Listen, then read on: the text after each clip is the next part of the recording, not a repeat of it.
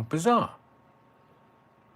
Let me just evening, yeah, wrong. I just want to I'm just going to wipe the camera down because it looks like it's got that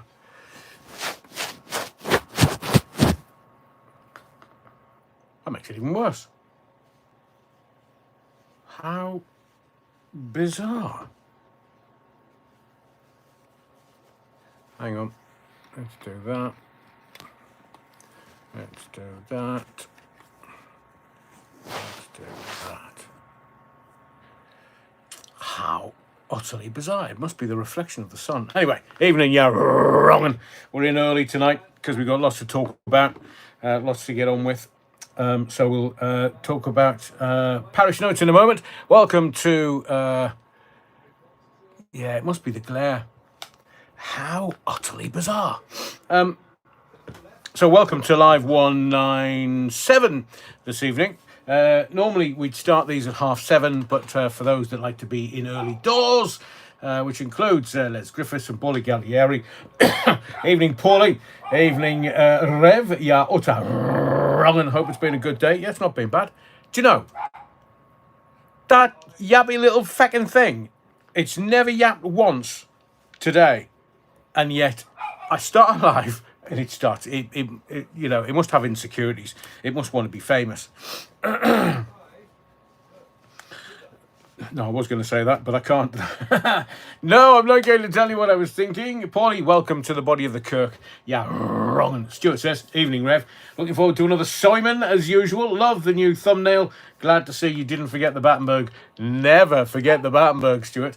Des Ashton says somebody wanted to be first in. Yeah, wrong. Yeah, that yappy little shit. If you hear of a dog being ill and then dying... might be my neighbour's dog soon. In fact, I might tell you the story about because I love animals. I love dogs. I lived with 3 cats at one point, and they were all fine and dandy. And over the weekend, I was with 3 dogs, and maybe they just think that I'm on their intellectual level. I'm not quite sure, but either way.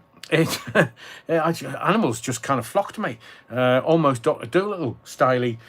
So, hang on, are my glasses steaming up, or is it my nice trim, Rev? Very sharp. What's that, Mr. Billy? Me pubes. I'm a dog lover too.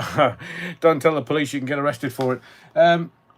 Evening, Des. Welcome to the body of the kirk. Yeah, wrongin'. Louise Hampson says, evening, all wrong'uns. I hope you've had a great day. It's been a bit warm today. A bit warm, certainly. Tablock traces in the body of the kirk. Personally, I wouldn't be bragging about coming first unless you're changing your name to 2 pumps.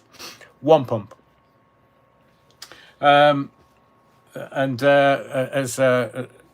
On my honeymoon evening, as I was, you know, as you do, you undress in front of your spouse, and she looked at me and she said, who's that going to satisfy? And I just looked her straight in the eye and went, me.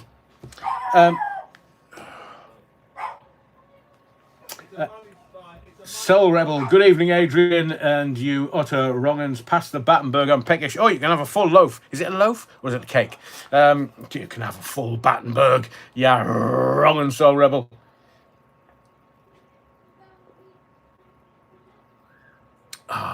Neat rum before you say anything. Soul Rebel also says, I've thumbed your button, Rev. Brilliant. To all those coming into the body of the kirk, just smash the likes as you wipe your feet before you come in. Don't bring any detritus out of there from outside into the body of the kirk. We like to keep a clean body of the kirk, if you don't mind. Tom Harney says, evening all, as a wrong philosopher once said, imagine there's no Battenberg, no more juicy cake. It makes aromas more palatable and the party smell a bit nicer. Yes, I get what you're saying, Tom. Paulie Gallieri is, but that's not why you called. That's not why you called. It's another radio saying that he's nicked. And I was thinking today, somebody showed me something, and it was part of a video with the bitch's back. Now, I'm not, apart from this little mention, I'm not going to mention him at all this evening, at all, because I did as much as I needed to last night, and he's just tiresome. I know what's going on in the background. I know more than you, and when eventually, because karma makes things very painful for you if you don't learn your lesson. So, say me and you. If we don't learn the lesson, it's presented to us in a completely different way, but it's the same lesson. That's karmic. So if a human being doesn't learn the lesson, it will be presented again in a different way until you learn that lesson, because you, if I'm not to get too spiritual on you, but you're here to learn. You're here to learn about yourself. You are a fractal of the ineffable, experiencing itself as consciousness, not to go all tree hugging hippie shite and stuff. But I'm just telling you, you are a piece of the ineffable. God, if you wish, Yahweh, if you wish, whatever God you, or maybe not God, you are part of the Godhead, whatever creates this, because we still have no clue who we are, why we're here, what the universe is all about. Oh, it's expanding into what? Like some bloke on a spinning orb is like, well, I'm a professor. I know what I'm talking about. It's the universe. You have no fucking clue until you shuffle off this mortal coil, and whatever is to greet us when we had away and shite, then that's when you'll find out who you are. You'll realise that you are God experiencing itself as consciousness, because God is not conscious. Do you want to still go down this rabbit hole? Happy to do that with you. Anyway, what was I going to say? Yes, there's another. So my dear friend, Steve Allen, one of the greatest broadcasters in the history of this country, used to do early breakfast on LBC, and Steve and I would see each other every day whilst I was working at LBC, at which I worked for a few years, 2002 to 2007. So Steve had a theme tune, because he was quite cutting in his take on people and celebrities and stuff, and the theme tune was "The Bitch Is Back." It was an Elton John song, obviously, but like I've said to you, Dougie does not have an original thought in his head. In fact, he doesn't even realise that you and I are real human beings.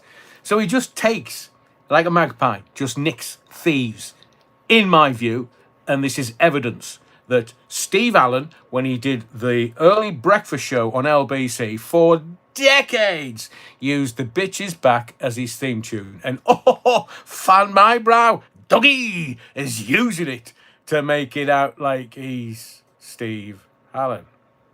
He's not good enough to wipe Steve Allen's fucking shoes. Anyway, let's forget him, because karma will get him.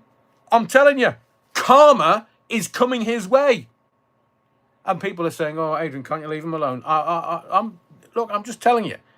You've never met him. You don't even know him, and you're telling me I can't do and what? Look, in the words of the great Chinese philosopher, fuck off. So just telling Paulie Gull, yeah, he's nicked somebody else's line. That's not what you call. Theo Borrell, even though Bad Wolf Project. At least it's not the Voddy and Cherry Coke, or if you know, you know. I mean, I quite like Cherry Coke, bizarrely, but because of my diabetes, I'm not supposed to be drinking this. My blood sugar's 126. The scale only goes up to 130, and that was after I'd been fasting for a few days.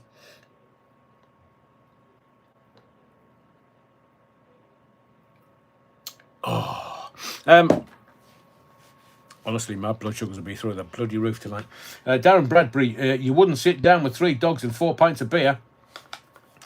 I don't think they drank any of my libations at the weekend, but the dogs that were with our friends are fantastic dogs. Fantastic dogs. I'm not a fan of little yappy ones. Although we do have them in the family, and they do come to stay every now and again. But they kind of get that yapping is just not acceptable behaviour in this household. That's why it's the neighbour. Anyway, We're not even at half past. Des Ashton, Karma came, Karma chameleon. Karma chameleon, yes. I do have a Boy George story. I met him once. Nasty old queen. Proper. Full of his own self-importance. I won't tell you how it went, but it was he was in the next box to me at the Royal Albert Hall for the Disco Mix Club Mixer of the Year Championship, and well, him and his friends were told in uncertain terms. It's interesting when you I mean, I don't know about you, but when you're out and about now that all the Karens are suddenly appearing from nowhere and society seems to be more violent, when you just have a quiet word in somebody's shell, like, "Oi, why'd you neck in? You're wrongin'." And that's exactly what I kind of did too, because they were just being leery and they were just being arseholes. So I just, there was that much space between my box and their box, so to speak. And I just said, "Oi, wind your neck in. I want to enjoy this. Not have you yapping in my ear all night." I said, "Just sit down, pipe down, sit down, and everything will be fine." It had to go further, but they were dealt with. Beata, funny you should say that. Apparently some people were worried about Diddy a few years ago and said they were reporting him to the RSPCA. Well, why, Beata, why on earth would they do that? Dog looked healthy. I mean, that'd be a real shame if that happened. That would be a real shame. Not that Diddy wasn't looked after. I'm not saying that. What I'm saying is somebody needlessly reporting the dog to the RSPCA. And Stuart says, "Dougie will never learn, sadly." Oh, I think he will. Because that's life. And the same goes for you and I. Because I'm sure you've had things happen in your life and you think, well, that's just a repeat of 10 years ago or 20 years ago. That's because you didn't learn the lesson. And there are things in my life that I didn't learn the lesson and they reappear. But that's the way life is. God, I can feel a song coming on. Welcome to the Body of the Kirk. Stuart, I see you. Hello, says I see you. London calls. I remember Steve Allen on LBC. He was there for 3 decades. Oh, he was just a fantastic bloke. Genuinely, away from the microphone, away from any of the usual stuff. Steve Allen, in my view, is one of the best broadcasters this country's ever seen, and also one of the just loveliest, nicest men you'll ever meet. I mean, had a cutting wit, obviously, but in my view, and didn't take calls on a station that you take calls on. But I had and have a lot of time for Steve Allen because I love him a bit. Love him a bit. So welcome to the Body of the Kirk. London calls. Good to see you in the Body of the Kirk. Beata, Bad Wolf Project. Sorry, couldn't find your email yesterday. Oh, I say.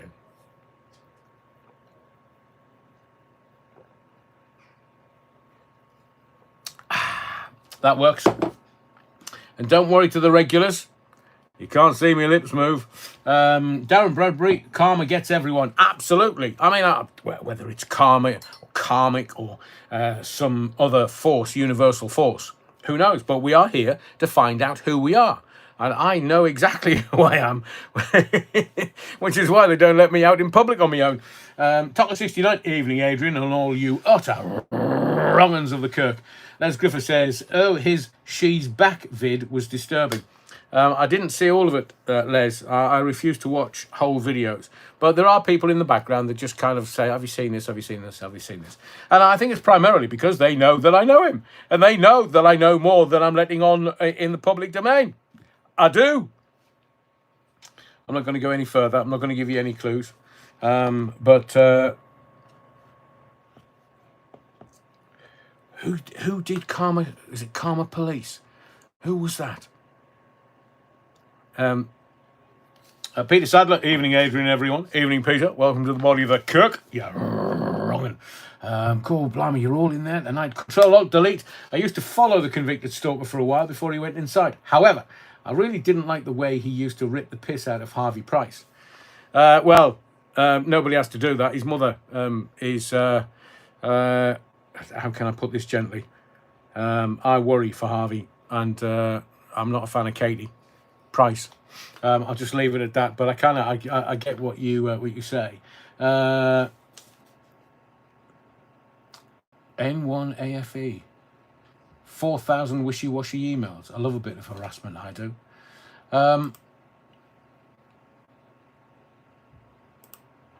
Napoleon blown apart. Good evening, Rev. I just about made it in time. Napoleon blown apart. Welcome to the body of the Kirk, sir, as ever. And Nicholas says, the Sycamore Gap sentencing is in Newcastle tomorrow. Let's see what bad news gets buried. Well, I know that one of the innocent victims of all the Sycamore Gap felling of the tree, somebody that was initially fingered for it, if you know what I mean. And Radiohead, thank you, Tom Harneys. And he said, look, I had to wear a Rod Stewart wig because people thought it was me that did the tree. And it still upsets people in a big way. Thank you, Adam Whale, Radiohead. Paul Darby, Steve Allen was very catty about Gemma Collins, Meghan, etc. And I'm sure he still would be, Paul. And quite rightly, sometimes. I mean, these people are not celebrities. In my view, and I don't know whether you agree, but celebrities are people with talent that might have, like Brucey, would tap dance and sing and do this and do that. And celebrities with talent. And in my view, anybody that's done a reality show is not a keen celebrity. They've got no keen perceivable talent, in my view. So thank you, Paul. Pauline, make peace. Hi, all. Hello, Pauline. Yeah, wrong. Andy B, evening, all. I see you. Andy, didn't have me glasses on and thought your name was Andy 8. Blimey, I see you. Should have gone to Specsavers. And Stupot James, why did Steve Allen leave LBC so suddenly in the end? And why has he never appeared anywhere else? I think that's very easy to answer, Stupot. He doesn't need the money. I think, in my personal opinion, I think it was quite traumatic how he left LBC. Steve was always, because he'd been doing the show for a long time and was paid very handsomely. I think that Steve just thought, oh, well, you know, he was near retirement age and must have just thought, well, you know, I've had a good run. I'll just leave it at that then. And there might have also been an NDA signed, non-disclosure agreement signed at the end, so he could get a very handsome payoff. I think it was 6 months.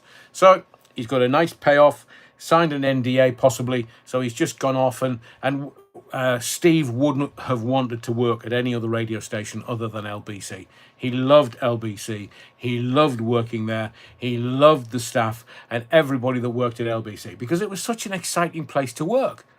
That was all. So I know that there are groups that follow his ex-posts and various bits and pieces. But Steve Allen, one of the greatest and most talented broadcasters this country's ever seen, in my personal view, of course.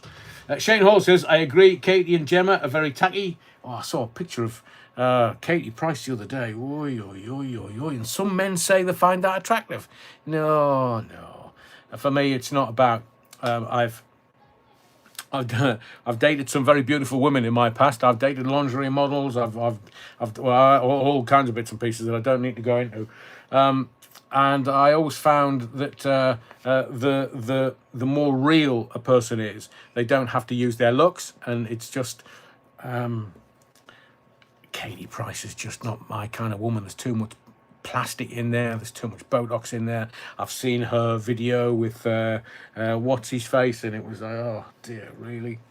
So I am a man of much life experience. So I don't like bullshitters. I don't like liars. I don't like people that really should know better. And I believe that life should be lived with integrity. And if you haven't got integrity, you've got gall, said a spokesperson. Wisdom T. Kirk and his pronouns. Whose pronouns? Hang on. Wisdom T. Kirk. Well, Steve Allen's last show, he was a bit full in about Sam Smith and his pronouns. Well, you know, I'm not going to say anything because I love him. Steve Allen, not Sam Smith. I mean, Sam Smith's got a set of pipes on him. But no, Steve Allen is without peer, in my view. Fantastic man. So, Rebel, I'm glad Brucey at least wasn't a wrong un post-mortem. Yeah, Brucey was a shagger. He liked women. I mean, who knew that heterosexual men actually were in showbiz and had talent in showbiz and loved the cut of a woman's jib, so to speak, when the sun's over the yardarm. London Calls. Steve Allen felt so insulted at being sacked and asked to work out the rest of that week, so he walked out that very day. Really, London Calls? The way it works in radio, they call you into the manager's office, because that's happened quite a few times to me. Adrian, one other word. You go into the manager's office, and the manager, depending on who the manager is like, oh, it's not working, is it? Oh, well, my figures say otherwise. I think we should leave it at that. Does that mean I can go home now then? How much are you paying me off? And honestly, weak managers make shit radio stations, but a strong manager can handle strong talent. And I just think that Steve is, I'll just say it again, he's without peer. He's just a fine broadcaster. Great, insightful broadcaster. And thank you, London Calls. The O'Bovril, when James O'Brien can perform half as well as Steve Allen did, then O'Brien can consider himself having passed his apprenticeship. There's an element there, but you've also got to understand that James O'Brien is super intelligent, like super intelligent, and sometimes he's a bit of an agent provocateur. He does that because he's an agent provocateur, and that's why LBC's figures have gone through the roof last quarter. So you work on 3 monthly cycles: quarter 1, quarter 2, quarter 3, quarter 4. I'm sure you already worked that out. 4 quarters in a year, and they run them in 2 quarterly chunks. So they'll have quarter 1 and quarter 2, and then quarter 2 and quarter 3, and then quarter 3 and quarter 4, and then quarter 4 and quarter 1, and that's how it works. And the most radio listening is done between quarter 3 and quarter 4. Quarter 4 is when you have your radar, and that's how you get your quarter 2 is kind of spring into summer. Quarter 3 is kind of late summer, so July, August into September. And that's the poorest quarter of the year. So you have to hope that quarter 4 is infinitely outweighs quarter 3. And it looks like that's what's happened with LBC. They've had such a massive quarter 4 last quarter. I mean, they've literally doubled their listening. It's just fantastic figures. TMG, I see you. Paulie Galtieri, like throwing a welly down a hallway. I kind of get what you mean, Paulie. And Control-Alt-Delete, I bet Katie Price's tent being mix-up looks like a wizened up old black crow's foot. Control-Alt-Delete, you can say that, but I can't possibly comment. I'm not going to go on about how old is she now? In her 50s? I mean, I'm talking Katie Price now. I just don't sit too near to the fire, otherwise we're all in trouble.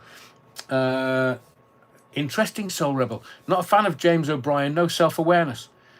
Interesting. Wisdom T. Kirk. It was funny when he said Sam Smith can call himself they, but I won't be doing that. No. The thing is, though, going woke, you go broke. And there's lots of examples of the wokerati going, oh, no. Can't say that. He has they pronouns. Look, you'll notice on any of my social media, I don't have any pronouns because I'm a him. I don't need pronouns to tell you who I am and what I do. I just do what I do. I don't care about anybody else. It's all this, you didn't use the right pronouns. Oh, fuck off, man. Foxtrot Oscar. Hadaway and shite. Because I don't see many of my peer group in the Northeast going, oh no, one has to call me this now. One has to use pronouns. Hadaway and shite, man. Katie Price, 47. Coming up 95. 46 or 47. Oh. I mean, she was no, I won't, because it'll sound like I'm being misogynist. James O'Brien. Okay. Got that, Ned. Welcome to the body of the Kirk. Thank you, Louise. Des Ashton. Anybody else moved by Vide Cormium? You're going to have to translate, Des. Katie Price is obviously not very well and is more to be pitied than laughed at. I hope she finds spiritual peace. Eventually, Les, I'm sure. Because none of us get out of here alive. I mean, whoever designed this is like really, really clever. TMG says, oh, right, I get that. Okay. Thank you very much for your videos. They make me smile. I'm 41 years old and I feel that the world feels so dark and warped at present. I know bad things have always happened, but I miss my 90s days. I'm with you, TMG. Welcome to the body of the Kirk. There's free Battenberg for everyone. Not tonight. I explained it last night. If you don't know the Battenberg story, I might tell you tomorrow night or Wednesday. Beautiful music. Right, okay, got it, Des. Thank you. Beata, KTH and AB met up for lunch last week, and there's been no video, which is a bit odd, as there usually would be. There's stuff going on, Beata. I can't bring it here. I'm just aware of stuff.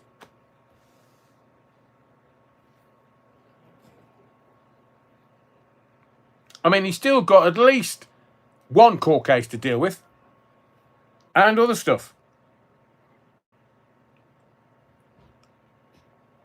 So, hang on a second. Just wipe my desk down. I tell you what, tonight, let's just have a doggy free zone, because I do want to talk about lots of other stuff, and there's some very important stuff that I want to talk about. So, welcome everybody. Welcome to the body of the Kirk. Jonathan Perry, Clive Bull's producer from the 80s and 90s. Oh, Jonathan, how the bloody hell are you? Good to see you in the body of the Kirk. I remember you very well, Jonathan, and very fondly. Yeah, that would have been 2002. Yes, Jonathan. Did you not go down the South Coast or something? From what I can remember. But I can't contact you here, but I'd love to contact you away from social media, just for a little hello and how are you. So that's absolutely actually made my night tonight, seeing you in the body of the Kirk. I remember you very well, Jonathan, and very talented, if I may say so, sir. Because radio's not easy, especially when you're doing speech radio, and especially when you've got talent like Steve Allen, as you've heard, and Clive Bull, who again was one of my friends at LBC, one of my former colleagues who I love to bits. And I do hope that I, in your view, fitted in, Jonathan, because I did try my best. But yes, either at X or a DM at X, because I think YouTube doesn't like friends contacting each other. But that has absolutely made my night. Thank you, Jonathan. London calls, not forgetting Mike Allen at LBC. Mike Allen actually covered for me in South Wales. I was doing late night phone in on Real Radio in South Wales. And Mike came over and covered for, I think, a fortnight. He actually said to me, ring in to the phone. And I'm like, Mike, I'm at home, man. I'm supposed to be on holiday. Oh, that's interesting. I've just seen a story that Scotty McClue is returning with a late night phone-in on Essentials Digital Network. I wish Scotty well. Mind you, he's got to get some of his sayings back from the convicted stalker, because the convicted stalkers are using Scotty McClueisms with impunity. But I wish Scotty well. I do hope he's updated himself, because... no, I'll leave it at that. We'll talk about phone-ins and stuff another night, because we did it quite a bit last night. Oh, Jonathan, you're very kind. We definitely need a catch-up. We definitely. I'm not quite sure where you are in the world. Might even be a lunch or a cup of coffee or something. But Jonathan, we've got to work out how we can. Hang on a second. No, I'm running through my phone, so I'm not sure. LinkedIn. Are you on LinkedIn, Jonathan? Stuart, Dinky Doo, my favourite Scotty line. Yeah, and it was John Myers that helped Scotty become Scotty. It was fantastic. I was there at Rock FM when Scotty was on Red Rose Gold. And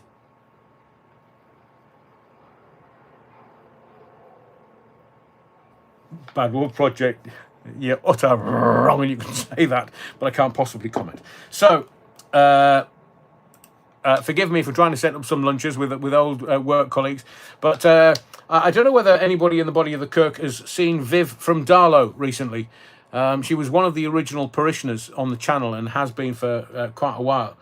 So Viv, if you're watching it on catch up because life's busy, then please let me know that everything's okay and you do watch catch up. And because I was just thinking about you today. Haven't seen you in the body of the Kirk and comments for quite a while. We have lost one or two of the regulars from my radio days and now from the channel and the community and the chat. TMG says, can I just say, lovely bunch you have on here, top community. So this is the deal. For anybody that's new, if you are new and I'm popping your cherry, first timers, even in the comment, I get to pop their cherry. Vivian Darlow in the field, haven't been in here in ages. Hope they're well. Yes, absolutely, Stuart. Absolutely. I see you, says to TMG. We're ABC ones, TMG. So there's no judging here on the channel. No judging whatsoever. We're all just trying to get through this the best we can. But what we try to do is give you some context for understanding. So there will be some very adult conversations that we need to have, whether it's recreational gear or whether it's the jibber jabber or whether it's other things, whether it's geopolitics. There are always things that we talk about. We never judge. We just understand that everybody's trying to do their best. There's no name calling or shitehousery goes on in the comments because, you know, we as Ian McGee says, TMG were their best wrong uns here. And Napoleon blown apart. I haven't had my cherry popped in a long while. Napoleon blown apart. Nice big one for you. So what we're going to talk about tonight, we're going to talk about there's been, I don't know about you, but sometimes this is what I did on radio and have done for 40 years.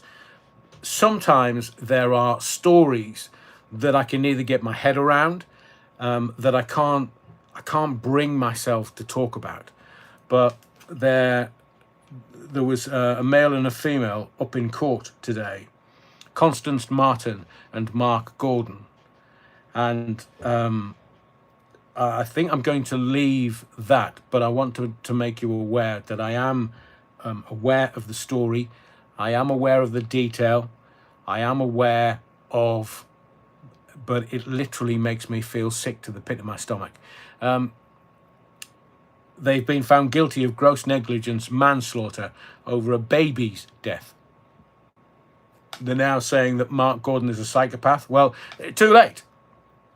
Too late. If the system has allowed this little baby to fall through the cracks, and Constance Martin and Mark Gordon guilty of gross negligence, manslaughter over a baby's death, that's going to be one of the main stories tomorrow in the newspapers because it's awful. It's horrendous. So we're going to kind of, I just wanted to bring it to your attention, I think.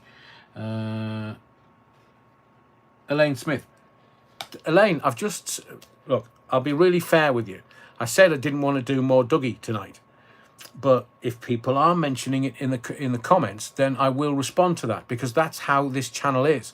The people that are commenting are allowed their voice and I'm allowed to respond to their comments. But I'm not bringing any more Dougie to this tonight. There's too much to get on with. And I agree with you. I'm not going to move on because ultimately I'll just watch what's going on. And ultimately, if I need a right of reply, and there's anything new, then I'll say it. But for now, I'm just going to move on. And as you quite rightly say, there's so much more, and I've got so much more to offer. And it's very kind of you to say that, Elaine. Fill the van and make thick shakes and fraps. Bloody hell, man.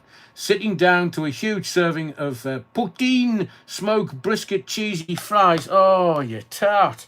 I haven't had dinner yet, or supper, however you want to deem it. I'm from the northeast. It's dinner. So I am quite hungry, you tart. It is vile that anyone would do that to a child, says Shane Hall. Let's talk about this. We're going to talk about Ghislaine Maxwell in a moment. We're going to talk about Katy Perry and Orlando Bloom. They're shifting their relationship. What? Consciously uncoupling? Go off. Which bloody planet are you on? We're going to talk about Ian Brady and Myra Hindley. There's been a massive update today. There's new evidence, so I am going to talk about that. And we'll have a look at what's happened to Trump. What have they got on him? So we'll look at that. We're going to do David Beckham. Yeah, we're going to do Beckham Watch. I'm back in the newspapers today, I'm a sir. Yeah, and in Victoria. Yeah, thanks a lot. Steady, Adrian. Well, according to the Manchester United fans, Posh takes it up the arse. I think that is a technical term about something which I have no understanding. But we're going to do the Beckham Watch because the in the bloody newspapers today. My name's David Beckham. Me bollocks haven't dropped yet, but I am good with ball skills. So there's a lot to talk about. I am going to give you some insight into what's going on in the world. I will give you context on what's going on in the world so that you can take a step back and look at everything that's going on and laugh in their faces. So whether it's Russia and Ukraine, or whether it's Israel in Iran, or should I say Trump in Iran, or should I say China and Taiwan? Oh, you did. That wasn't on your radar. Yeah, we're going to talk about that. It is that Tower Block, Tracy. London calls Adrian. They removed Jazz FM from the radio. What? So you know that I haven't listened to Jazz FM for quite a while, but I love dinner jazz. Absolutely, categorically love dinner jazz. And when we were Liberty 963, just off the Edgware Road, we were in the same building as Jazz FM. So we had the mezzanine upstairs and Jazz FM was downstairs. And kind of we had a couple of studios on one side of the corridor. They had a couple of studios on the other side of the corridor. Some of the characters that were in and out of there, just Robbie Vincent, one of my heroes. Squeaky Beckham time. I know, Stuart, I know. My name's David. I'm a sir. Yeah. I can get me weapon out and wave it about, you know, me pork sword. I can get that out, because I'm a sir and I'm going to be knighted. Oh, I mean, we'll talk about that later. Speaking of Ghislaine, Epstein is alive and well. Napoleon Bonaparte, I told you in December, one of my predictions for 2025 was going to be, Jeffrey Epstein's going to return. And everybody won. Have you had too much Jaeger bombs in your hibiscus, Reverend? No.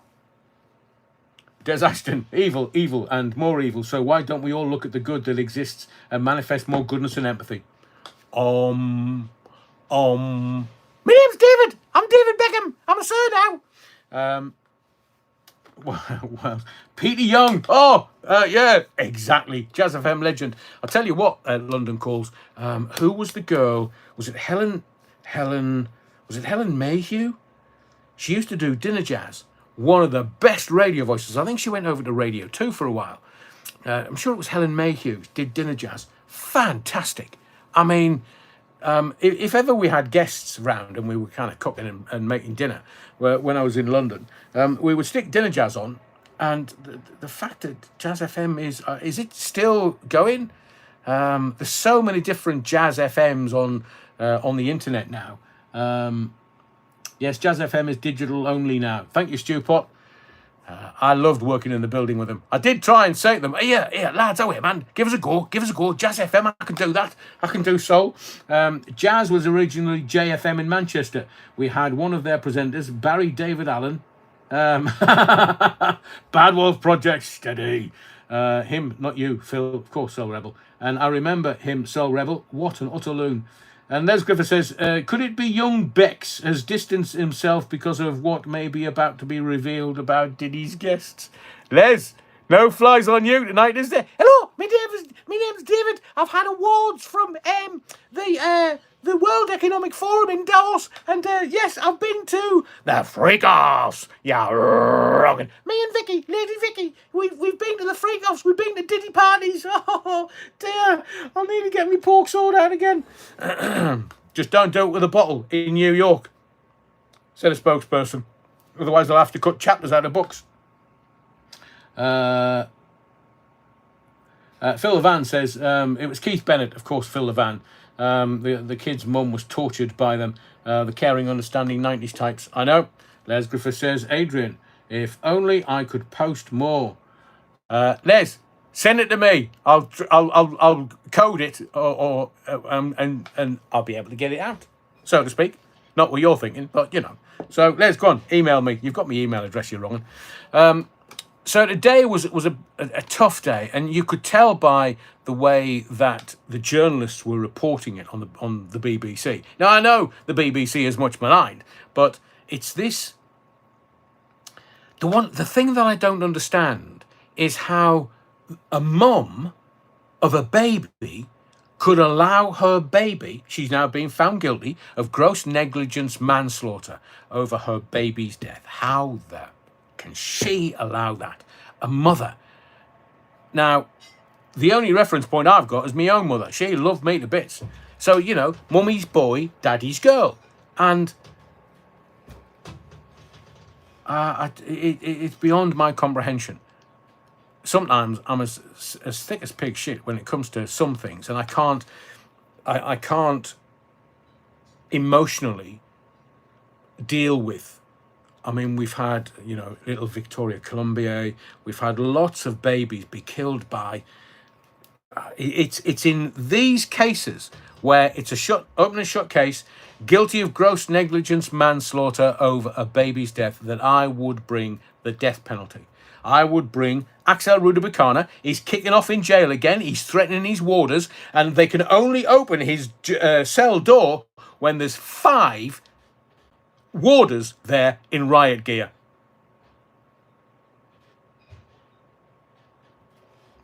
That boy, we should have had the death penalty. So first question of the night, I want to see where you are with this. So whether it's Axel Rudabicana, or whether it's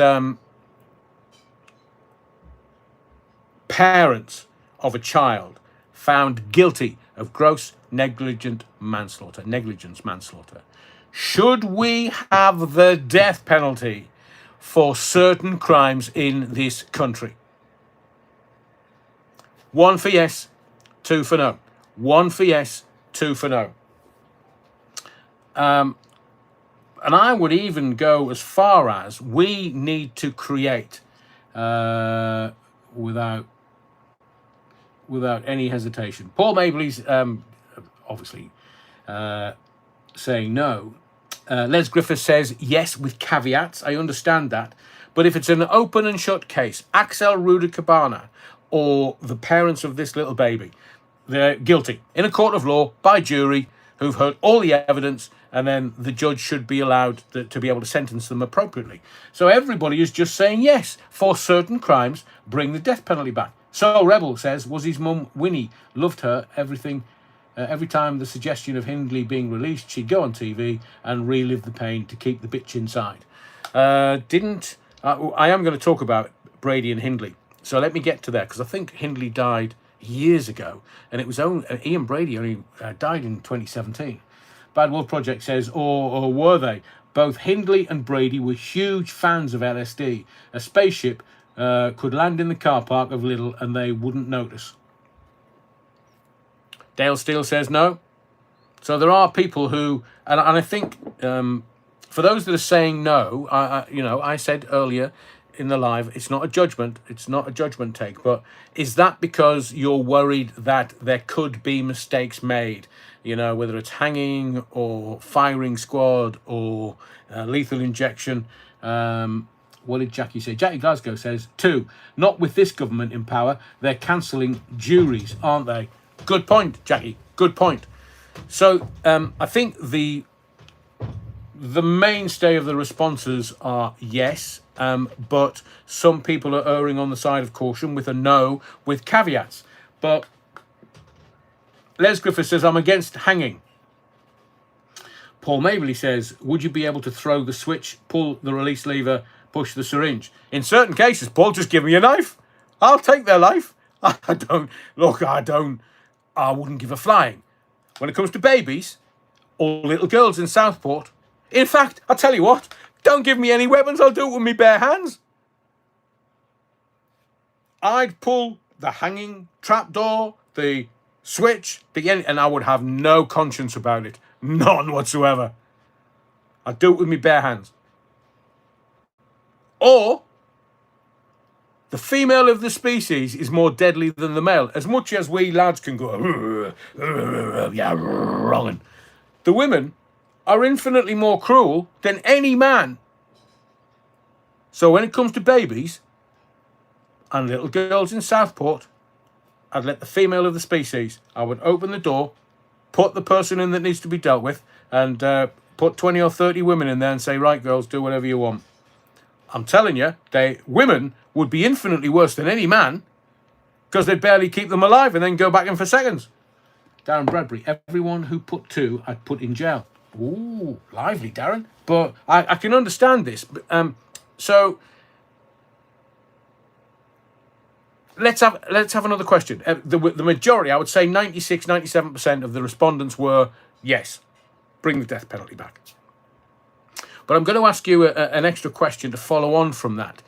If you voted 2, is it because you were worried that there may be mistakes made? Because there are travesties of justice. They happen all the time. And the politicians in this country, they ran something through the Houses of Parliament where they couldn't and wouldn't, and they said shouldn't allow anybody that's had a miscarriage of justice claim compensation. I mean, there was one guy, he's been inside for a couple of decades. He's going to come out into the civilian world and he can't claim compensation. And these thieving bar stewards are every which way sticking that into the money trough and getting it out as much as they can out of the fat loss Ozempic Palace. And because I've been thinking about Fat Lammy's gastric band today. I think that's a fantastic name and has been making me chuckle all day. So the Pink Palace, the Ozempic Palace in London, they're saying, oh, well, no, can't give them compensation, but they'll spunk all these billions abroad for Ukraine and anybody else that wants the money. Israel, do you want some money? Yeah, you've got to buy our arms and armaments. And by the way, bring some money back into my back pocket. That's the way that politics work. It's not politics anymore. It's grifting. It's grifting of the highest order. So they want their money in their arse pocket. Thank you very much. So they're saying there would be miscarriages of justice. We couldn't do that. Hang on a second. Just doing that. I think there may have been... I'm just going to press a button just so I can bring it up to date. Right, got it. Thank you very much. Amali Grassi says, that too, it's all too stressful to think of it. It makes me feel ill just thinking about it. I understand completely, Amalia. Ian McGee says, last woman hung, wasn't she proved innocent in the end? So it had to stop. But I'll use the migrants as an example. So these shysters in the Ozempic Palace, because they're all on weight loss jabs. You know that when they go into, when they go into Parliament, they kind of put on a load of weight because all the free food,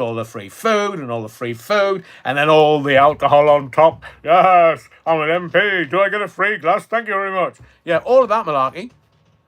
So they put on a shit ton of weight because they're lard arses, basically. They sit around and do absolutely gold. So they're all on weight loss jabs because, well, I'm a member of Parliament. I can get it for nothing. I bet you can, including the weight loss jabs. Phil Levan says, was that Ruth Ellis? I think it might have been. Didn't she shoot her boyfriend or husband? Soul Rebel, wasn't that Ruth Ellis? A crime of passion is how they term it, Soul Rebel. Murder of passion, crime of passion. Bad Wolf Project says Ruth Ellis was guilty without doubt. Well, she had the bloody gun in her hand. And was it the guy... I think the last hanging was the guy who shot someone, and it was somebody saying, let him have it. Am I remembering that right? Lauren Taylor makes a very good point. The huge advances in forensics would hopefully eliminate any chance of a miscarriage of justice. Southport, I absolutely, categorically would have had the death penalty sitting there waiting for somebody. Taking innocent lives and trying to take more innocent lives. And then he goes into jail. Axel Ruda-Cabana goes into jail and starts... people are going to work. They work in jails. They're warders. That's their job.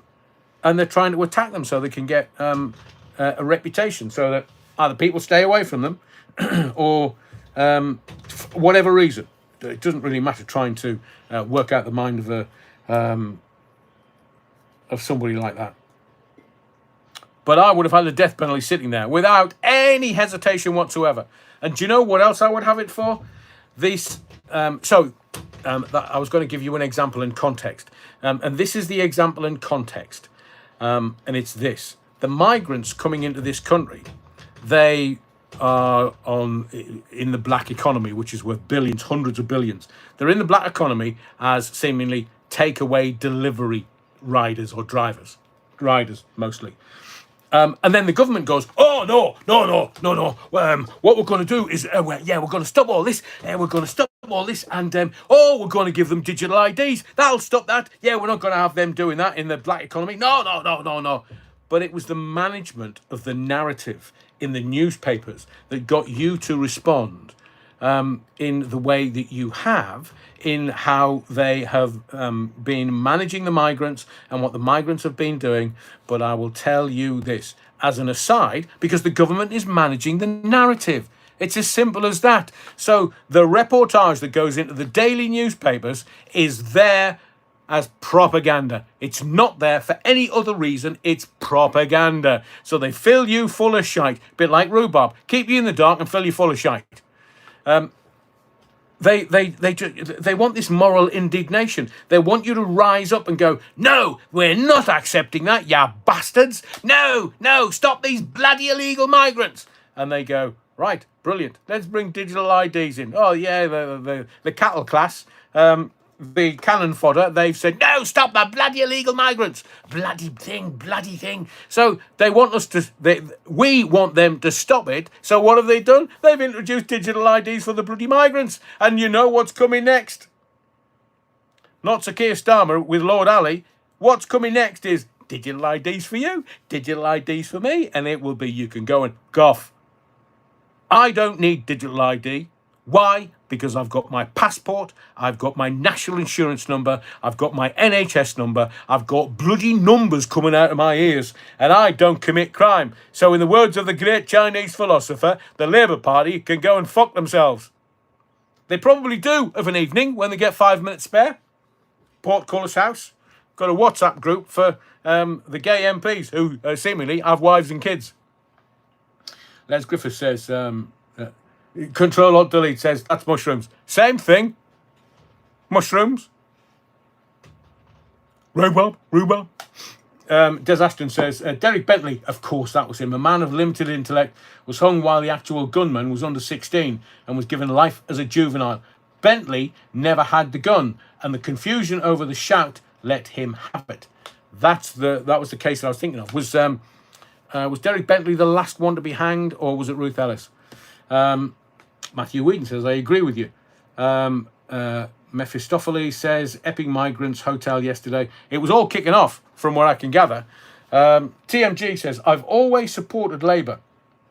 I have fond memories of the Neil Kinnock days. Yeah, falling over on the beach.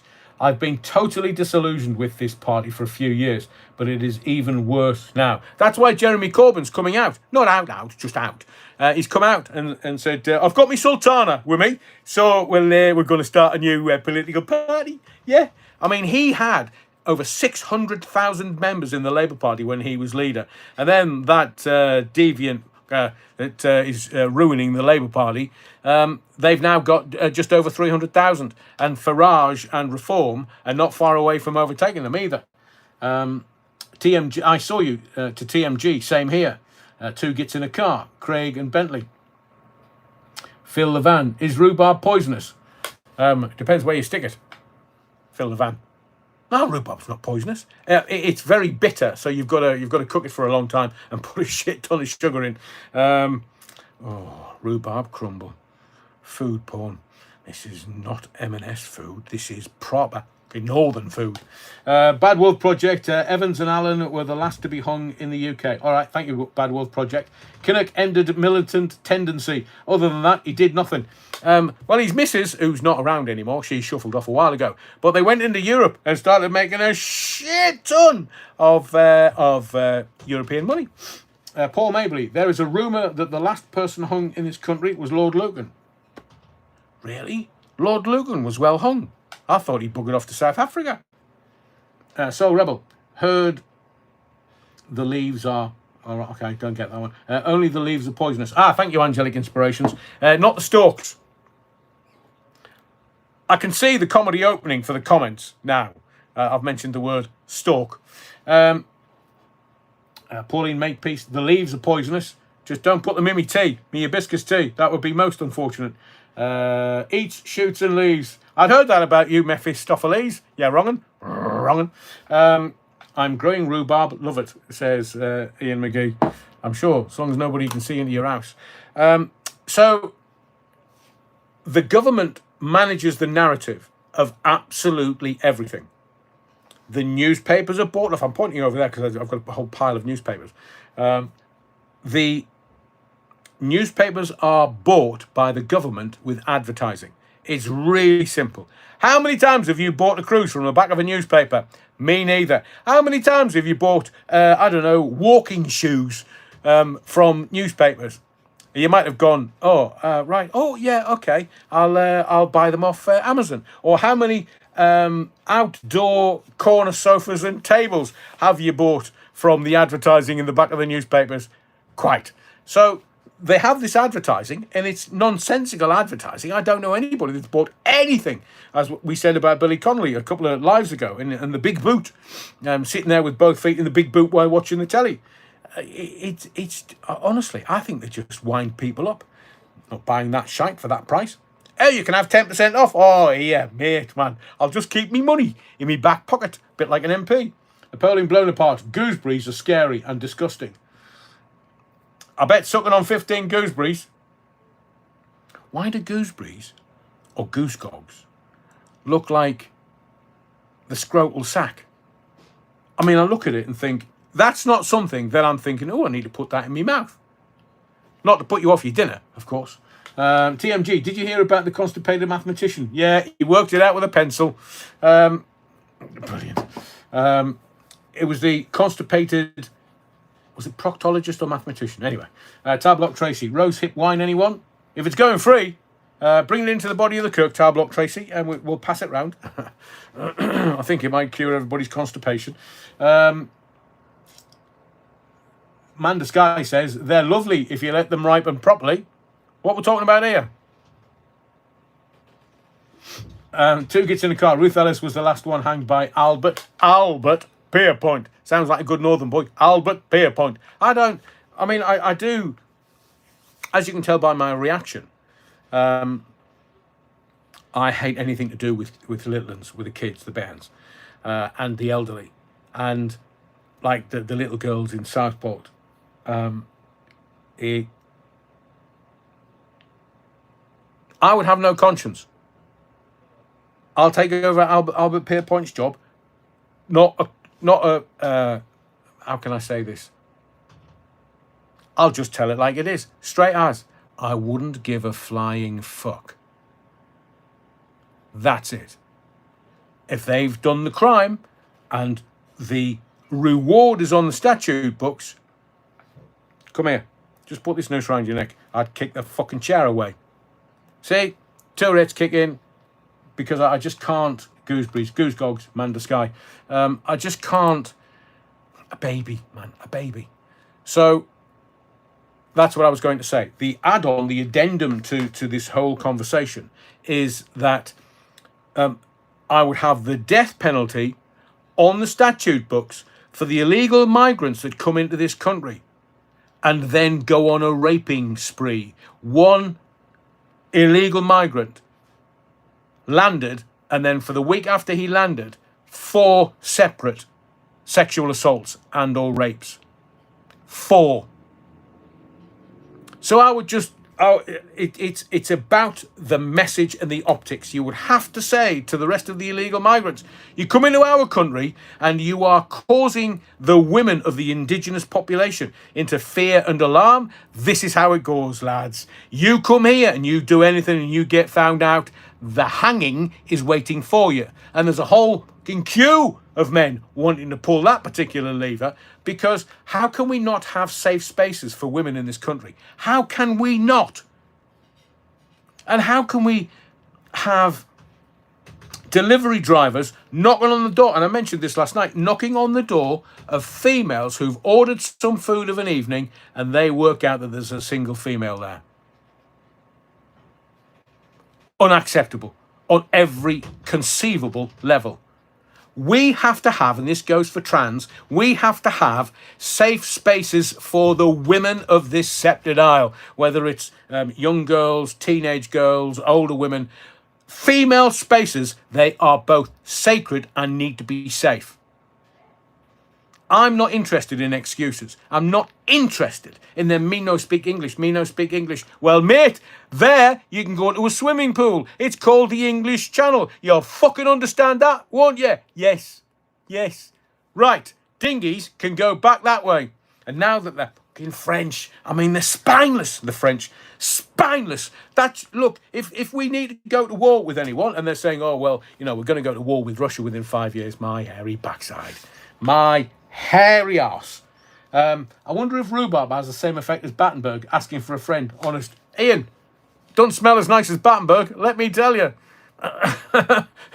You might. We'll soon tell whether the rhubarb works by the teeth marks on the toilet door. Pauline Makepeace. I wished I had you with me on Saturday night, Adrian. I had two Jehovah's Witnesses attack me. Well, let me just say this to you. I'm disgusted that you've had to experience that, Pauline. I would have cracked their heads together. I wouldn't fuck about. Proportionate and appropriate. But if someone has been attacked, then it would be my duty, and I would consider it a duty, to make sure that that person, male or female, I got them to a safe space and then call the police. Jehovah's Witnesses. Fucking hell. Did you tell them you wouldn't accept a copy of the Watchtower? I mean, I love mousing Jehovah's Witnesses. If they knock on the door, I go, oh, hello, who are you? And we're oh, lovely, fantastic. I've not spoken to a human being for 7 days. Do you want to come in and have a cup of tea? And let's talk about your fucking lunatic of a God. Do you want to come in? I mean, I haven't taken my medication today, so, I've hidden all the sharps, so you should be okay. Do you still want to come in? Right then, fuck off. See, it just winds me up. So, Pauline, I'm sorry you've had to experience that. But that's, look, this sceptred isle of ours, Charles the Bloody Weak, a monarch, my hairy backside. He's about as he can tell the politicians what to do. He can decide what the laws are going to be. He is in charge of all of it, but he just wants to kind of sit there with his lesbian fingers, well-hung lesbian fingers, and oh, darling.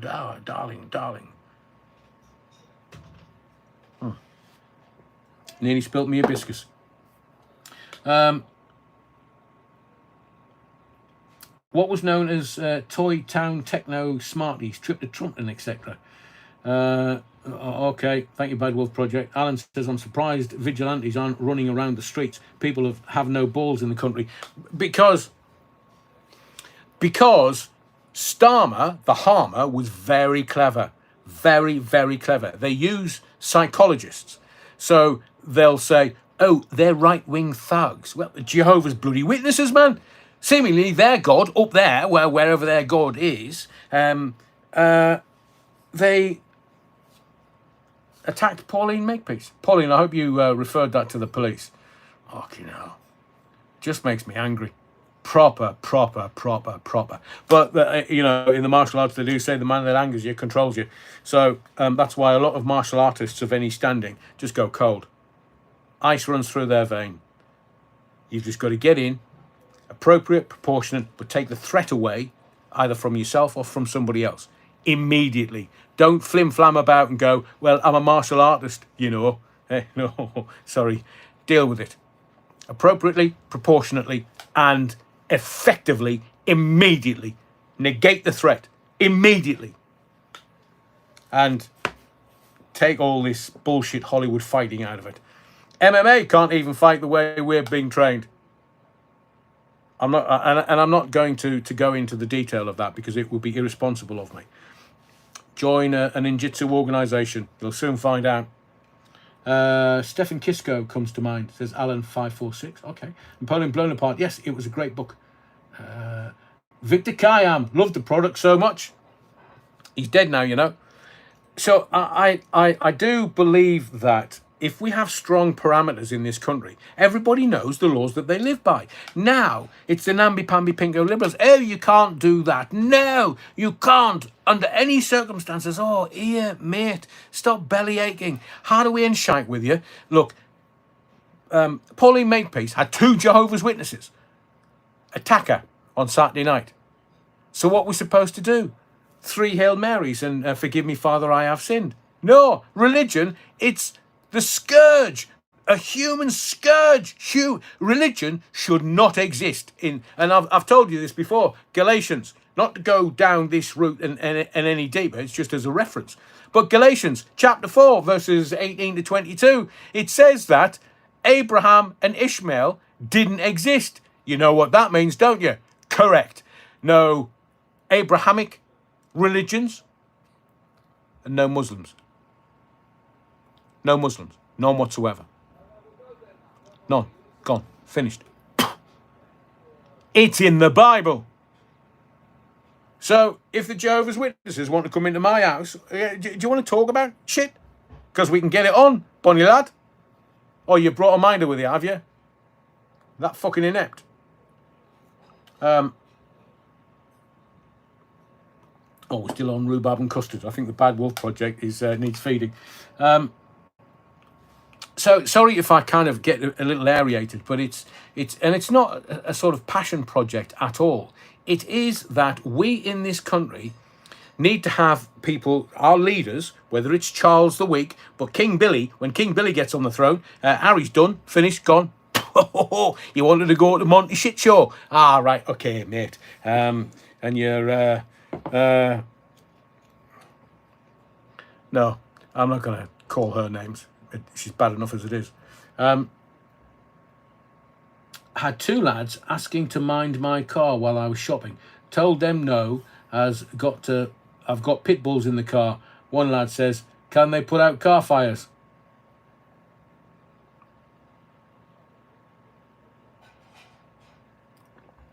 So what they very cleverly did around Southport is, and that's why on these lives I was telling you that there's no such thing as right-wing thugs in the northeast of England. No such thing. Left-wing, now, you bet your sweet bippy that's a little more accurate, but they're not right-wing at all in the northeast. They're dyed-in-the-wool red. Labour, red. The red wall. They're not Tories. People in the northeast from Newcastle and Sunderland and Middlesbrough and Hartlepool and Stockton, they all just laugh at the Tories. They just laugh. And it was Thatcher that brought Nissan to Sunderland. But she did away with all the mines, did away with the shipyards. The building ships went to China. We built the best ships in the world in this country, whether it was Glasgow or Northern Ireland, Belfast, or whether it was Sunderland and Newcastle. We built the best ships in the world. Wisdom T. Kirk, I stood waving to my neighbour for 10 minutes this morning before realising she was cleaning her windows. Brilliant. So I look, I think that as a nation we have, do you know, and this is fact, the fact that they said there's right-wing thugs on the streets of this country and labelling all the people, I've told you before, the people of Sunderland was like, oh, it's kicking off. Oh, that's better entertainment than the telly. Let's go and have a watch. Because the people in Sunderland and Newcastle, you'll see when Sunderland and Newcastle play, they love a bit of a fight. They love, you barcode shite. They love a bit of a fight. You're calling my pint fat. Come here. The horse punchers in Newcastle, I don't know whether you ever saw that. Sunderland beat Newcastle, and the Geordies were so upset that the police on horseback were out there trying to control the crowd, and some barcode skunk went and chinned the horse. I mean, what would you chin a fucking horse for? Unless you're a Raj. So, it's the football in the Northeast goes back generations, hundreds of years. In fact, when we beat Coventry at the end of this season, that was payback for something that happened 40 odd years ago. And the Sunderland fans remembered it. So when you've got Newcastle and Sunderland, they're only, 10 miles apart, 10 miles apart. And there's that much history between the two sides. That's how I know there was no such thing as right-wing thugs. But remember the psychologists, the narrative, all the right-wing thugs are kicking off. They're doing this, So we're going to put Peter Lynch in jail for just going and seeing what was going on. We're going to put Lucy Connolly in jail for a post on X, 31 months. And all of this is going on. But what this does, it's building a narrative. So that the government can go to the judiciary, bang them up, give them a couple of years for posting memes, Facebook posts, anything. Give them a couple of years, because the optics and the signal that it gives to the people of this sceptred isle is, if you say the wrong thing or do the slightest wrong thing, even if you're going out to see a riot as a bit of entertainment, you're going to end up in jail. And people don't want to end up in jail. They don't. Most people are good law-abiding citizens. Well, actually, good law-abiding subjects. Because in this sceptred isle, because Charlie is at the top of the food chain, there's no such thing as citizens here. There's citizens of Europe, because that's what the European Union wanted you to shut the up and do as you're told. Give us your taxes, give us your taxes, give us your taxes. Because we're just going to spunk it all over. There's very wealthy politicians coming out of Europe. Of course there are. They're thieving all your taxes, man. That's why Starmer's being told, and I've told you this before. I know what it is, but I can't tell you here. I can't tell you anywhere on social media. But I am telling you, something is going to be leaked around Starmer, and it will mean that he has to stand down. The timing of which will be slightly suspect, but will be before the September conference season, where Labour have their conference in Blackpool, and he will be gone on the last train to Clarksville with his bag of Charlie, or Coca-Cola, or whatever he drinks while he's on a train, with his mate Macron and Merck. I sound like a dog with a hare lip. So he can go with his mates and do whatever he wants, but something's coming out. It won't be what I know, because literally it's so dark and evil, I can't say it here. They would take the channel down within 5 minutes and my brake pipes would be cut. But I'm asking you this. You thought that the Fun Boy 3 was the sum total of the depth of what he's been... can't go on. I've said the wrong thing. Fun Boy 3, 4 tops. We know who he is. We see who he is, because his dad told us he's a fucking toolmaker, and we see evidence of his work every single day on the bloody telly. But he's going to be railroaded out of the Labour Party, because the Labour Party want power. They're not interested in money. They've got that. They're all multimillionaires, telling you that other multimillionaires are the reason why you're impoverished. But they're all multimillionaires. Thieving bastards. So Adam Wells says, ooh, that sounds juicy. It'll never come out, Adam. It will not be allowed to come out. But he'll be taken out with something. And I've told you what they will do is, and I was given a name.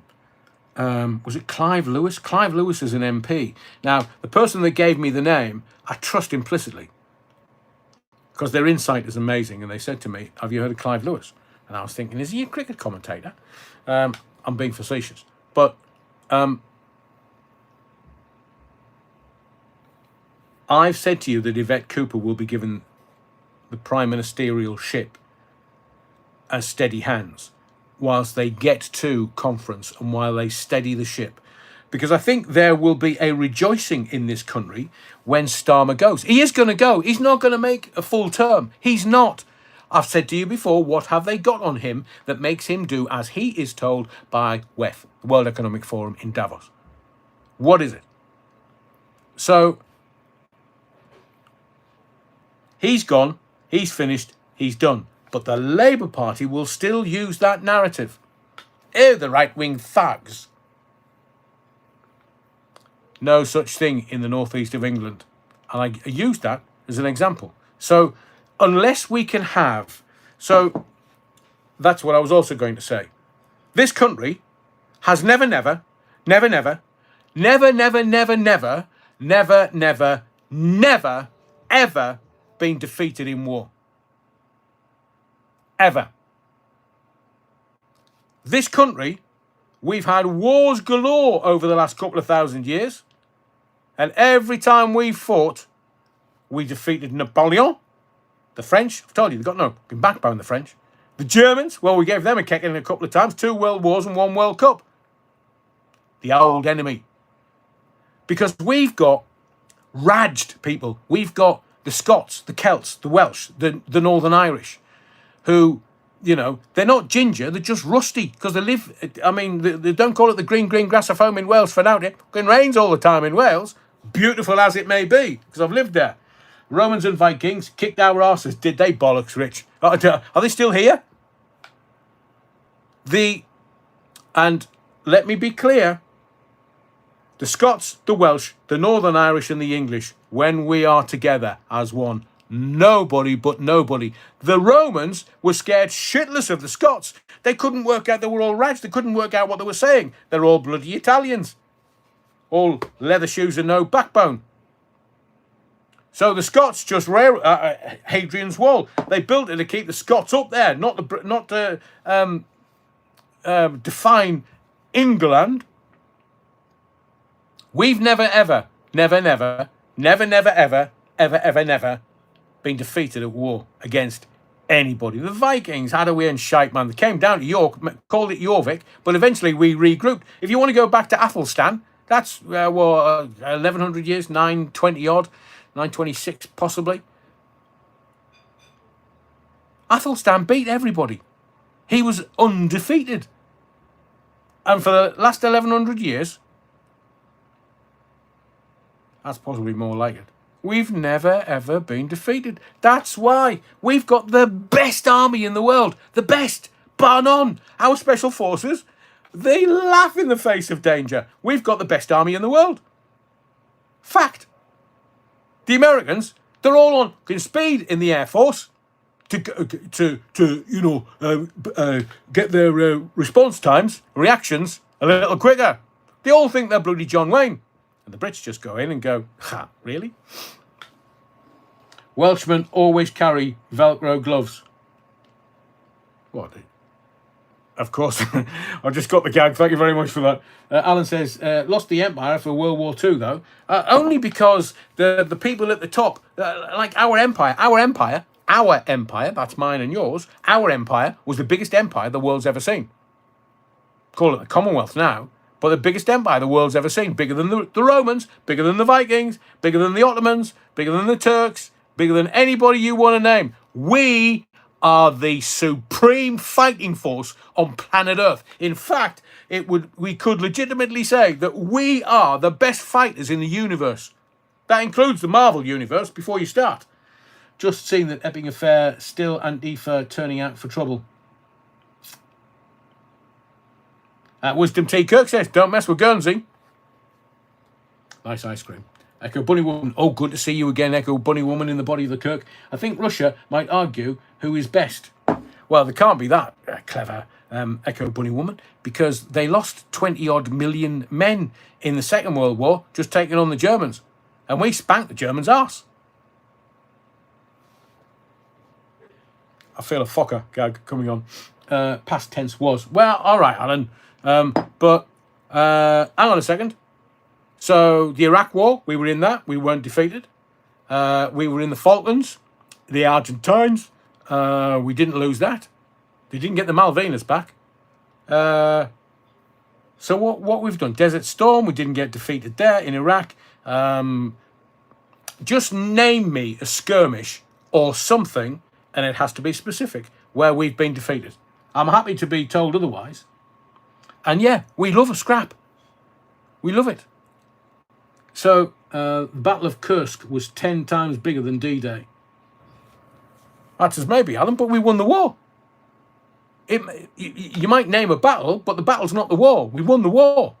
So, Is it the outcomes of the wars? We've never, ever, ever, ever, ever, ever, ever, never, ever, ever, ever been defeated. Ever. Now, the UK did not lose its empire after World War II. The UK gave their empire up. Yeah, like flogging the Chagos Islands off. So we pay someone to take the Chagos Islands. The Chagos Islands go, oh, brilliant. Thanks very much. So we can do away with income tax because the Brits are paying us so much money. None of the Chagosians have to pay tax. So why would we give away the Chagos Islands and pay them to take them away? It makes no sense. But actually, Sir Keir Starmer, he makes no sense whatsoever. Napoleon blown apart. The Norman invasion in 1066.